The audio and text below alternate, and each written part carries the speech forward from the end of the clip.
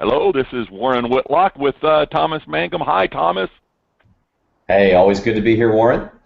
We're going to have a little bit of fun here today. For anybody watching this, should be able to see that we now have a full screen without the thumbnails at the bottom. So when Thomas is talking, I can scratch my nose. Um, ever increasing our technical capabilities around here on the Connections Show, and we want to talk about creating chemical bonds. Last week I was at the Infusion Con in Phoenix, and boy, is it growing! They've gone from like 10,000 users to 25,000 in the last year or so, and it's getting to be a huge thing. And they bring in some really good speakers. And one of my favorites is Simon Sinek, who wrote the Start with Why book and gives some excellent TED Talk.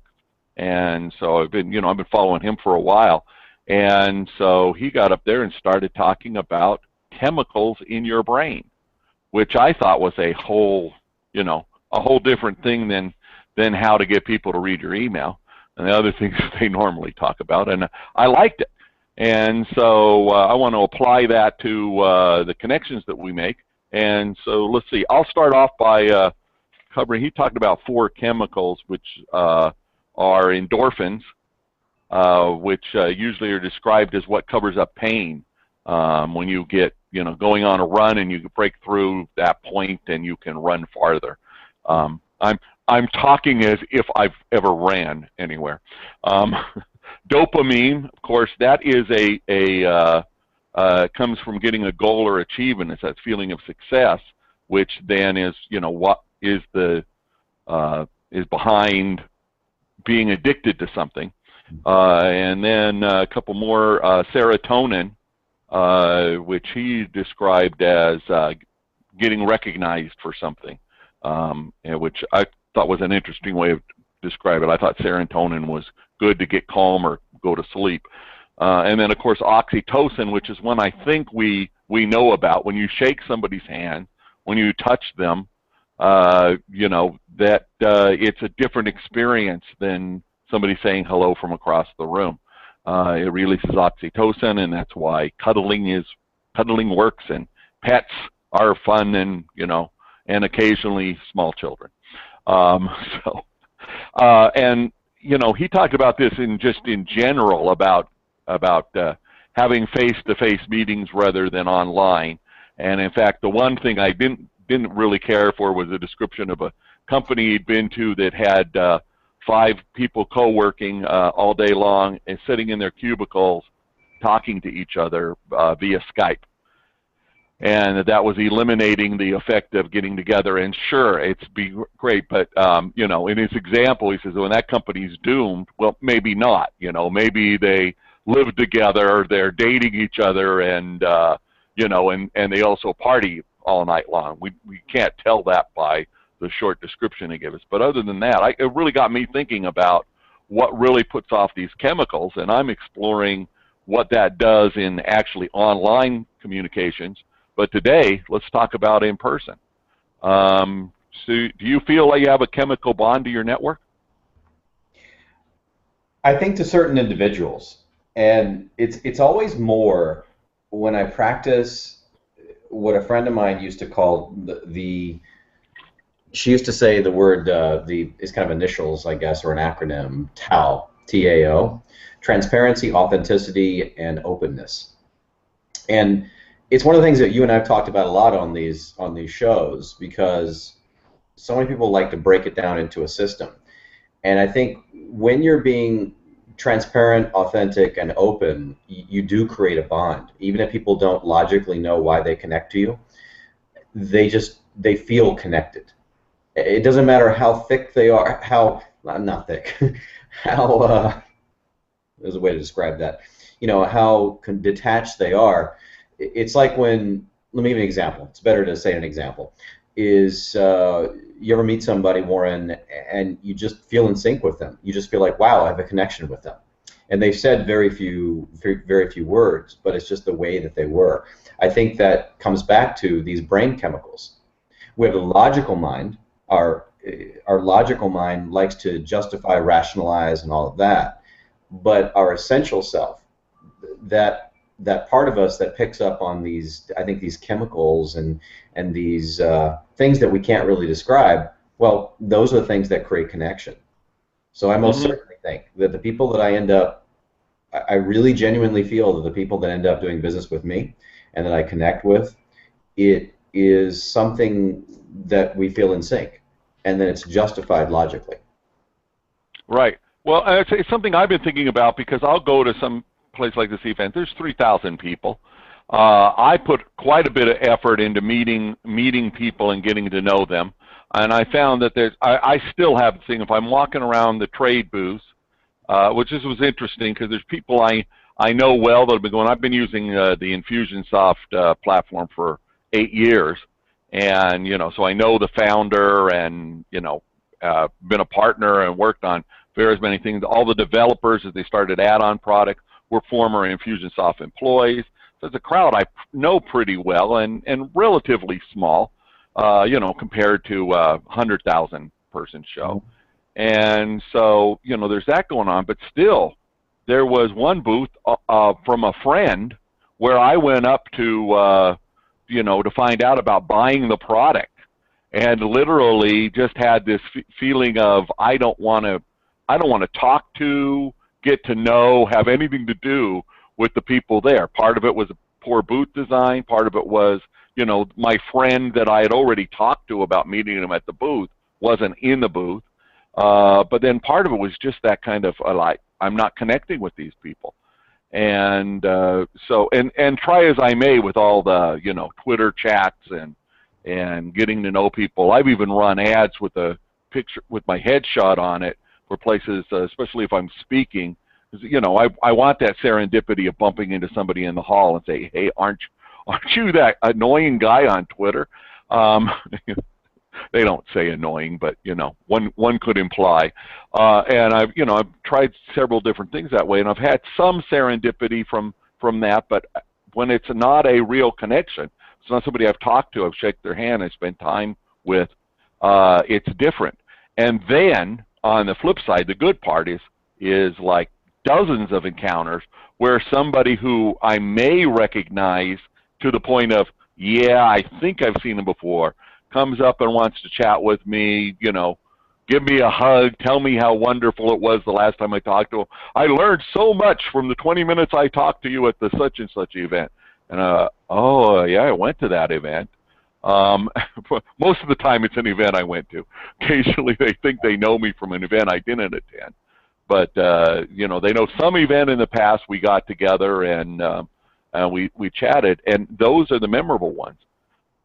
So, and that leads me to the next question on it. What I see as a disconnect for me between what I'm trying to do to network, which is, is more like a mass approach. And then when I do connect with somebody, I've actually spent, a half hour talking to somebody and then walked away forgetting their name and realizing I don't have their business card. And that's the end of the relationship.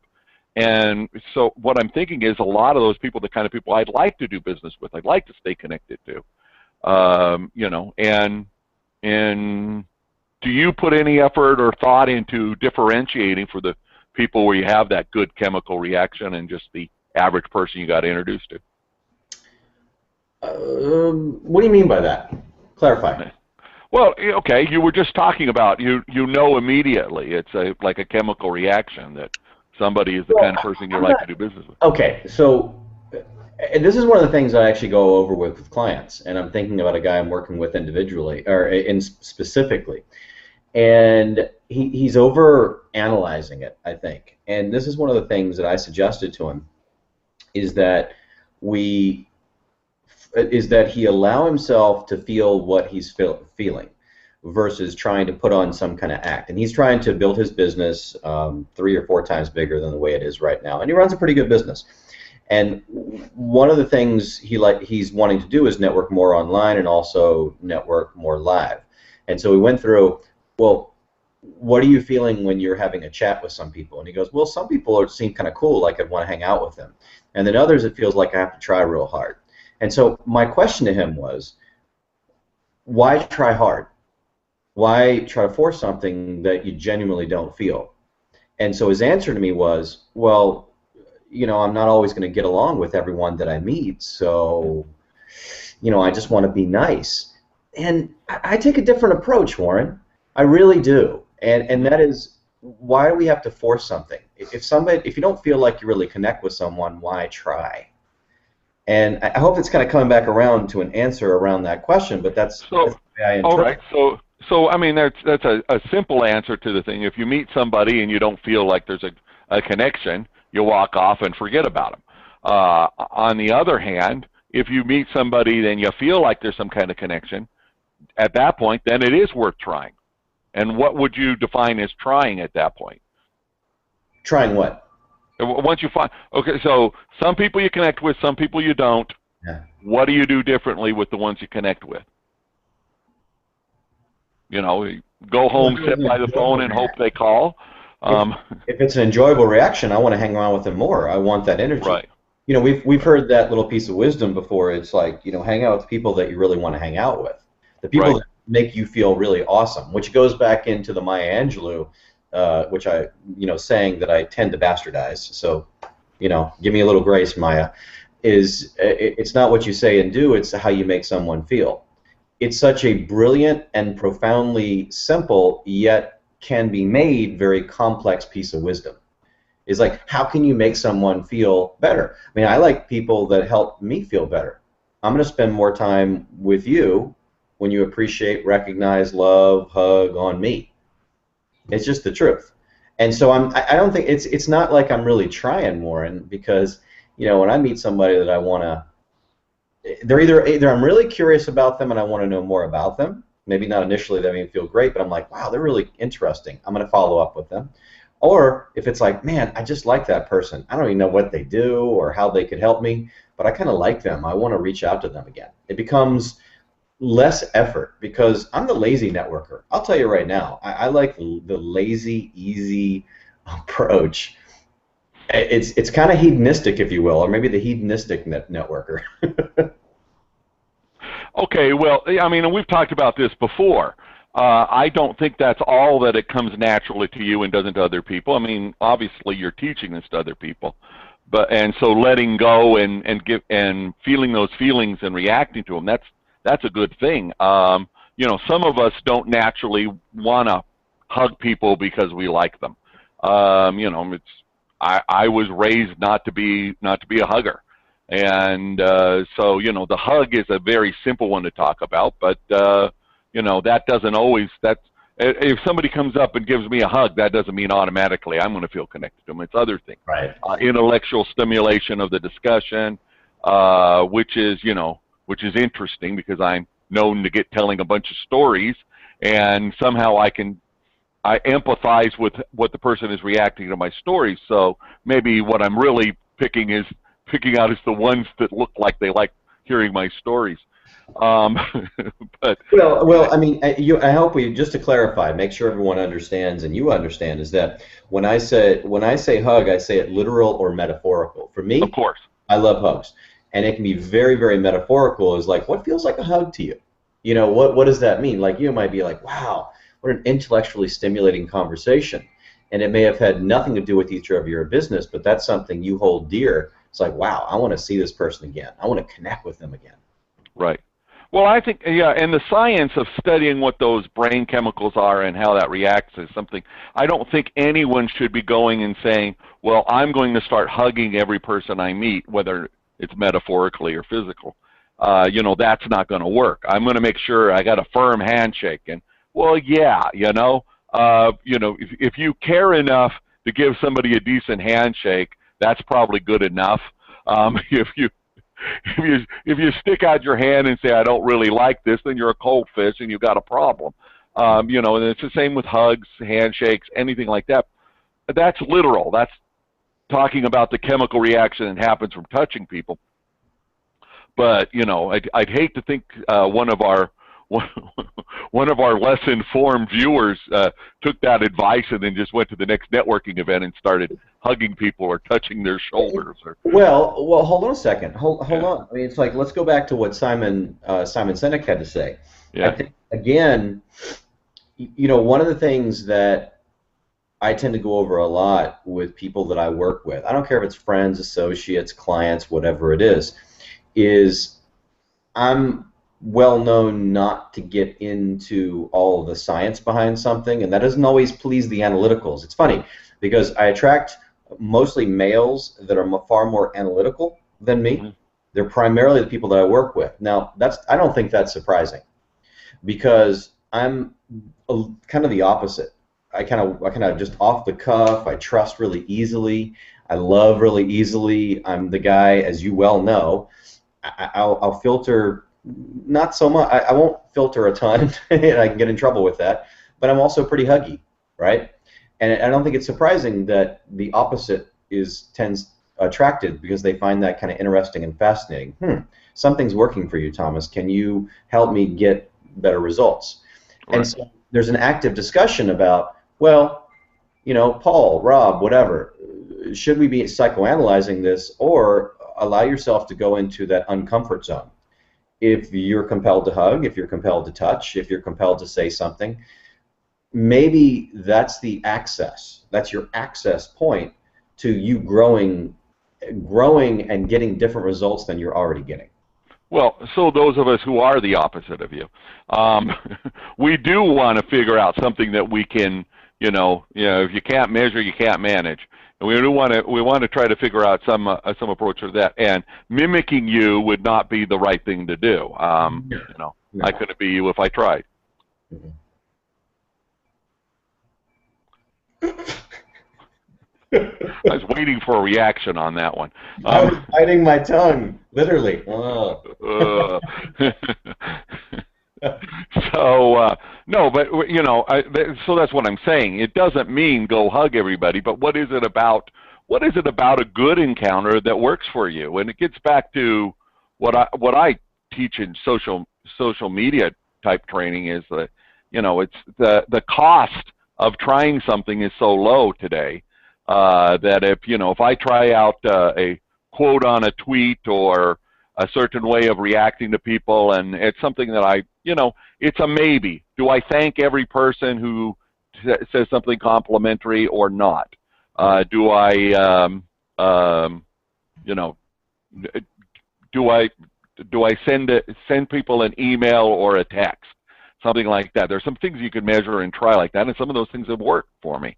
The same thing here. There are things you can try in your conversation and find out what works, and it's not like we're setting up a campaign and investing $100,000 in a new piece of equipment so that we can produce something different. We're talking about, if you think you've been perceived as having a weak handshake, well, then go out of your way to make try a few handshakes. And if people go, why are you breaking my hand? Well, then, maybe you tried too hard. But it shouldn't. I sum this up. I really do. I sum it up. You can listen to Simon Sinek, and you can read strategy after strategy about might work. And I think one of the things that it was certainly when it comes to connecting with an audience. I mean, my specialty, the connecting with the audience live or the live networking is make decisions faster versus getting all heady about it. And fine, mimic something that you see Warren doing, mimic something you see that I'm doing. Get your results fast, whether it works for you, whether it doesn't work for you. It's called act, analyze what you did, adjust, act, analyze, adjust, and keep moving forward with that one, and so, until you figure out how what works for you.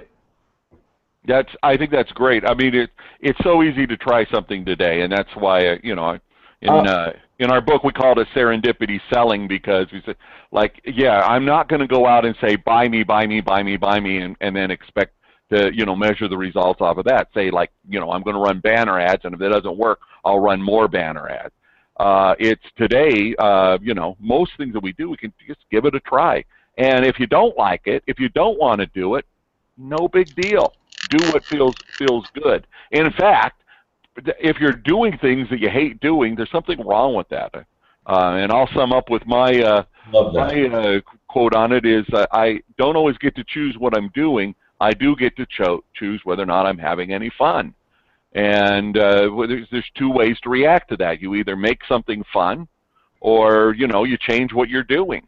Because life isn't. I don't think life's meant for us to be in pain. I think we get to choose, and so why not choose to be happy, joyful, loving whenever you can, or whatever suits you. If you want to be an ogre and not network, I don't know why you're listening to this show, but but some people are like that, and that's just fine. Instead of trying to be rigid about what you're doing. And so I love studying things like Simon Sinek, study how brain works, relationships and personality types. And I saw a new one while I was at InfusionCon, and I looked at it and I'm going like, what the heck are they doing? The test just, didn't make any sense at all. A few minutes later, after talking to the people, I realized that it was the same ones I've studied many times before. They've just found a different way of defining it in some different words. And, there was 4 cards in different colors, and each one of them had words I identified with, and they said, which one of these are you? Yeah. And after a lot of playing with it, it came up with, it's the same one that I always get. I'm always that color, which is much more analytical than you. And so, fine. That doesn't mean I'm going to go out and say, well, I'm analytical. I only want to do business with analytical people. I would have a tendency to do that, but instead, what it means is understand that people are different and treat them somewhat differently. But, I'm not going to go to a networking event and pull out a scorecard and say, in fact, until you just said today about the differences of personality types and the ones you're attracting, I never even thought about that you're, in the opposite quadrant from me. It's like, it just never came up in my thinking. But that knowledge has helped me to communicate on your level and empathize more than if I hadn't ever studied that 30 years ago. Well, it's funny because I used to think that I had to adapt to someone else. And sorry about the sneeze. I couldn't wait till you talked before I scratched my nose. And here's the interesting thing is I've like a lot of people that do a lot of self-reflection, we can overanalyze. Oh my gosh, I'm broken. I've got to be better if I want to connect with the audience I'm supposed to connect with. And one of the things I know for sure is I have a list of clients and organizations, and I look at the results that I've created and built these businesses, how people built their businesses. And when I take a look at the people that I mostly end up working with, I'm sometimes surprised. And these are mostly much people far more analytical than me, and they want processes and strategies. And they've even tested me as far as like, what, Thomas, I've had a couple people, prospects I remember this one guy specifically last year, and he says, well, I really want a breakdown of exactly what we're going to do for the next 6 weeks and all of this. And sure, great, I can answer that question. And then I always finish that up and saying, well, you know what, have you considered that what got you to this place right now is not really going to get you to the next place? There's probably a reason that you and I are talking.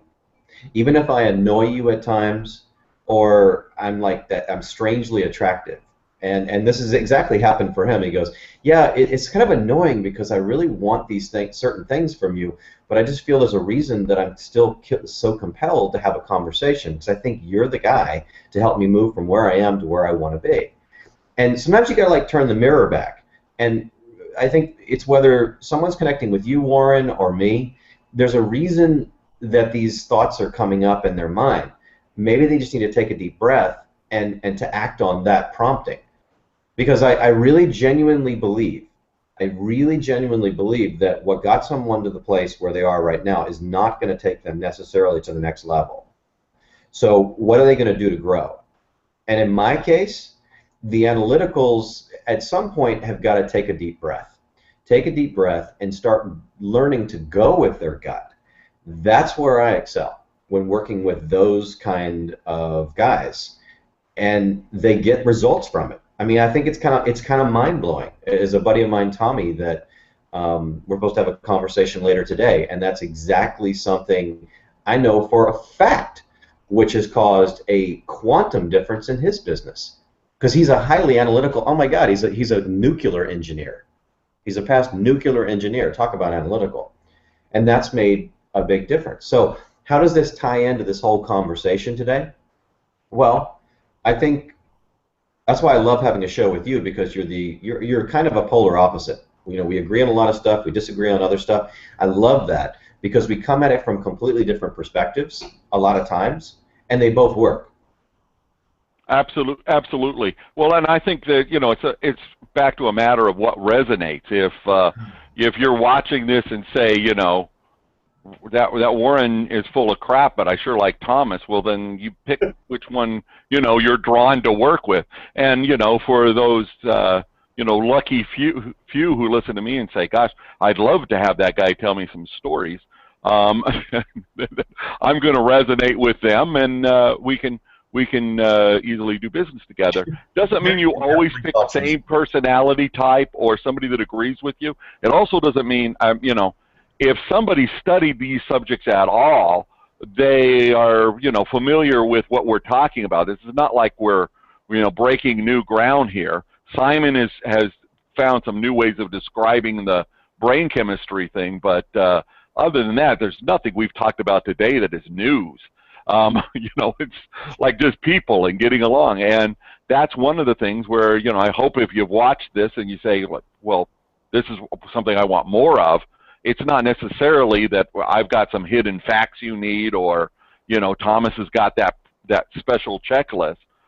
We work with people that require those kind of things, but that's not what it is. It's a matter of getting the right kind of people.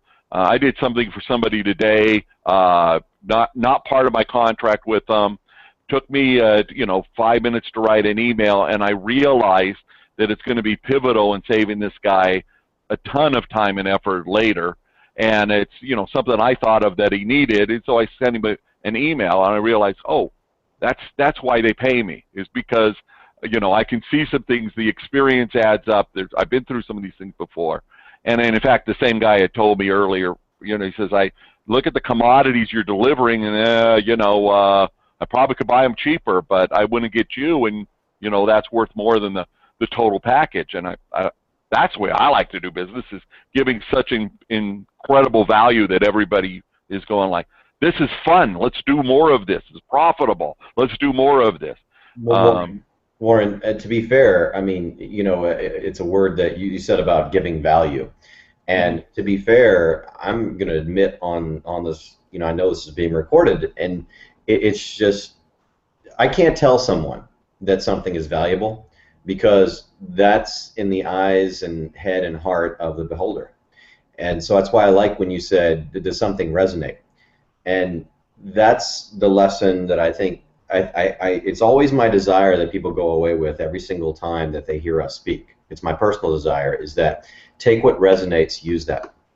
Whether it resonates you towards something or against something, act on that. Right. If it resonates, it resonates, because can you or I, Warren, tell somebody, it's like, well, this is valuable. This is a piece of gold if you know this. It's in the eye of the beholder. I mean, different things are gold and different things are lead to different people.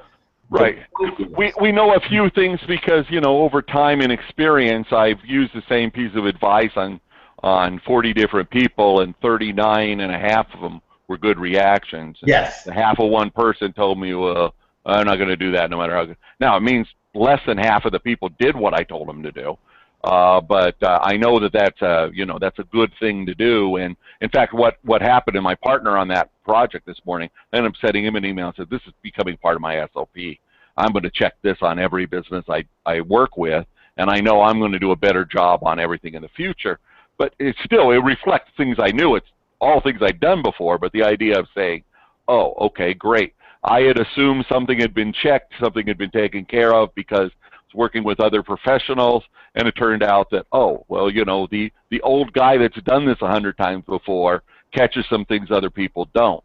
Don't ask me to proofread anything, but you want me to take a look at things and point out when I see something that's that's not quite right, that happens. And that just comes from experience. So, right, we'd love to have you feel like this is so wonderful that you want to hire either of us for what we do. But really, what I'm hoping is, as Thomas said, is something resonates enough, something you want to put into practice. And I'd love to hear that it helped you. My theory is if we never do business together, we still are helping the network. If the people I know and you, Mr. Viewer, when you're seeing this, if it's something that helps you and helps you grow, well, then I know that everybody, rising tide lifts all boats. And Thomas would say the same thing. We want to see the good happen, and we want to hear about it. That's why thank you. That's why we ask for comments and likes and sharing the program, because we want it to get out there. It's a side benefit that it's going to make us rich and famous. It's a great place to wrap up. Thomas, anything you want to put in as a call to action for today? It goes right back to just whatever resonates, act on it. Take that away. Use the act, analyze, and adjust. Don't spend a lot of time in the analyzing. Just see what you did well. Do more of that. Take one thing you could do differently next time, and move forward, knowing that everything is really perfect. I mean, come on. It goes without saying we're imperfect beings, and we're also perfect. So whatever resonates, act on it, and thank you always for the privilege of being of service. Great. Well, thank you all for being here. Thank you, Thomas. And, expect serendipity. Bye.